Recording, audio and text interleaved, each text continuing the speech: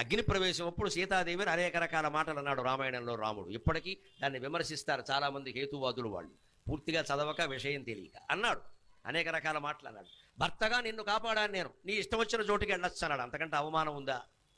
ఆ మాట ఎందుకు రాముడి నోట వచ్చిందో తెలుసా? సీతాదేవి ఇంచుమించు అంత మాటనే లక్ష్మణుని అందమ్మ. గమనించండి, రామాయణం చదవకుండా మాట్లాడకండి.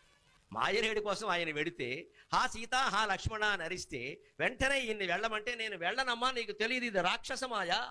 వాడు అనేక రకాల మాయలు చేసేవాడు, మిమిక్రీ చేయలేడా? అది మా అన్నగారి గొంతు కాదమ్మా, నా మాట విను అంటే సీతాదేవి ఎంత మాట అందండి. వెళ్ళట్లేదని, మీ అన్నగారు చనిపోతే నన్ను పెళ్లి చేసుకుందామని చూస్తున్నావు, నేను అగ్ని ప్రవేశం చేస్తాను కానీ నీకు లొంగను అంది ఆవిడ. అంత మాట లక్ష్మణుడిని అనొచ్చా?